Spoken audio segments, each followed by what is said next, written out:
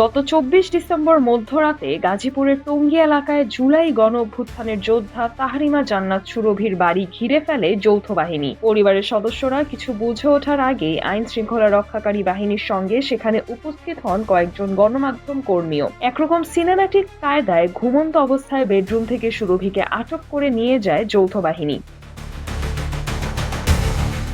পরবর্তীতে পুলিশ জানায়, ব্ল্যাকমেইল, মামলা বাণিজ্য ও সংগঠিত প্রতারণার অভিযোগে তাকে গ্রেপ্তার করা হয়েছে। পুলিশের ভাষ্যমতে, গুলশানের এক ব্যবসায়ীকে জুলাই আন্দোলনের মামলার ভয় দেখিয়ে প্রায় 2.5 কোটি টাকা হাতিয়ে নেওয়ার অভিযোগে একটি চক্রের সন্ধান পাওয়া গেছে, যার মূল নেতৃত্বে ছিলেন সুরভি।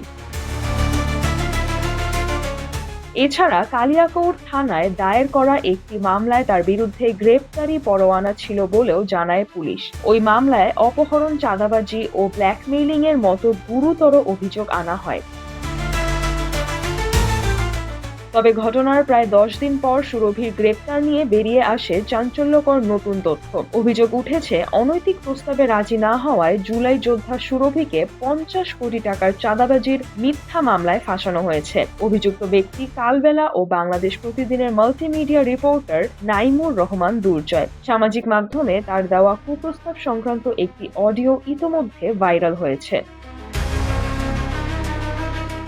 এ বিষয়ে বৈষম্য বিরোধী ছাত্র আন্দোলনের সাংগঠনিক সম্পাদক মইনুল ইসলাম ফেসবুকে দেওয়া এক পোস্টে জানান, সুরভির মামলার আইনজীবীর সঙ্গে কথা বলে তারা উদ্বেগজনক তথ্য পেয়েছেন। তার দাবি অনুযায়ী সাংবাদিক নাইমুর রহমান দুর্জয় স্বরাষ্ট্র উপদেষ্টার সঙ্গে একটি ছবি দেখিয়ে নিজেকে তার অত্যন্ত ঘনিষ্ঠ ও সন্তানতুল্য পরিচয় দেন এবং সেই সূত্রে সুরভির সঙ্গে ব্যক্তিগত সম্পর্ক গড়ার চেষ্টা করেন।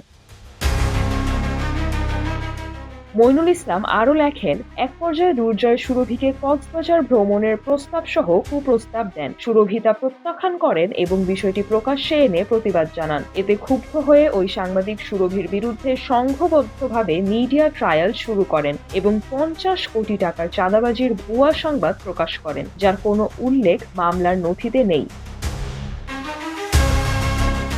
এদিকে জানা গেছে, আগামীকাল সুরভিকে আদালতে হাজির করে রিমান্ডের আবেদন করবে পুলিশ। তবে বানোয়াট মামলায় গ্রেপ্তারের অভিযোগ তুলে সুরভির মুক্তির দাবিতে সামাজিক যোগাযোগ মাধ্যমে সরব হয়েছেন জুলাই আন্দোলনের পক্ষের বিভিন্ন নেতাকর্মী। রাজশাহী বিশ্ববিদ্যালয়ের রাকসুর জিএস সালাউদ্দিন আম্মার ও সমাজসেবা সম্পাদক এবি জুবায়ের পৃথক পোস্টে সুরভির মুক্তি এবং ঘটনার সঙ্গে জড়িতদের গ্রেপ্তারের দাবি জানিয়েছেন।